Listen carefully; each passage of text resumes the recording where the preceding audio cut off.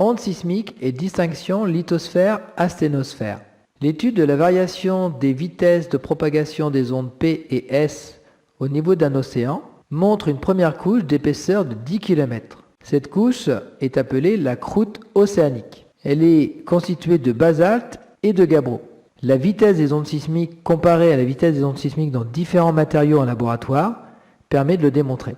Cette croûte océanique repose sur une couche qui est le manteau. Ce manteau est constitué de péridotite. Ces deux couches sont séparées par une frontière, une discontinuité qui est la discontinuité de Moe. On peut observer qu'entre 10 et 300 km de profondeur, le manteau est constitué de péridotite et pourtant, la vitesse des ondes sismiques varie. Cette variation de la vitesse ne dépend pas de la composition de la roche, mais du comportement de cette roche. En effet, lorsqu'on étudie le comportement cassant de la roche, on observe que la croûte océanique et une partie du manteau supérieur a un comportement cassant. C'est-à-dire que lorsque cette roche est soumise à une contrainte, elle va se déformer pour ensuite se casser. Cette cassure, une faille, est à l'origine de la propagation d'ondes sismiques, donc de séismes.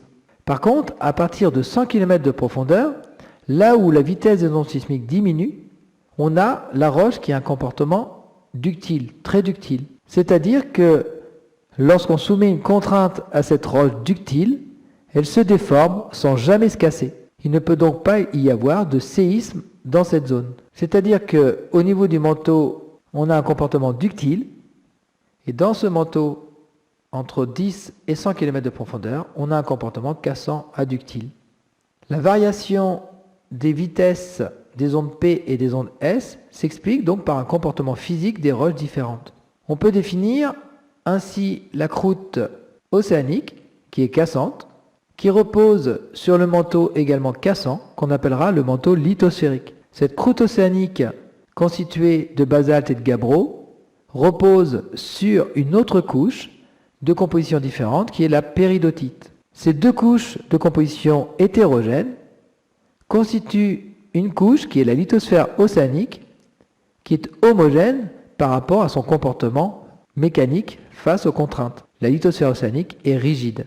Cette lithosphère océanique rigide repose sur une couche, et le début de cette couche correspond à la LVZ, la zone de moindre vitesse, là où la vitesse des ondes sismiques diminue. Le ralentissement des ondes sismiques met en évidence le début d'une couche qu'on appellera le manteau asténosphérique, l'asténosphère.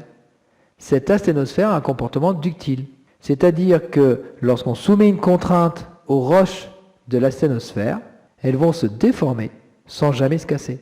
On a donc la lithosphère océanique rigide qui repose sur une partie du manteau supérieur, qui est le manteau asténosphérique. La limite inférieure de cette asténosphère correspond à une profondeur de 670 km. En réalité, la limite entre la lithosphère océanique rigide et le manteau asténosphérique, l'asténosphère ductile, correspond à une limite thermique, à une température de 1300 degrés Celsius. À cette profondeur, le manteau atteint une température de 1300 degrés Celsius, qui est la température proche de la température de fusion des péridotites, roches constitutives du manteau. Le début de fusion, en tout cas lorsque nous avons 1% de cette roche qui est en fusion, va entraîner un changement de comportement. Elle va devenir ductile. Ensuite, avec la profondeur, la pression augmente, donc on s'éloigne de cette température de fusion. On retrouve la même chose au niveau de la croûte continentale, qui est, elle, épaisse de 30 km. Donc on a la lithosphère continentale rigide, qui est située à peu près la limite entre la lithosphère continentale rigide et le manteau asténosphérique à 125 km. Cette limite thermique est plus profonde. On a la lithosphère continentale, constituée de la croûte continentale formée d'une roche qui est le granit, qui repose sur le manteau lithosphérique, constitué également de péridotite, avec un comportement comme la croûte continentale, cassant, qui repose sur le manteau asténosphérique, avec une asténosphère au comportement ductile.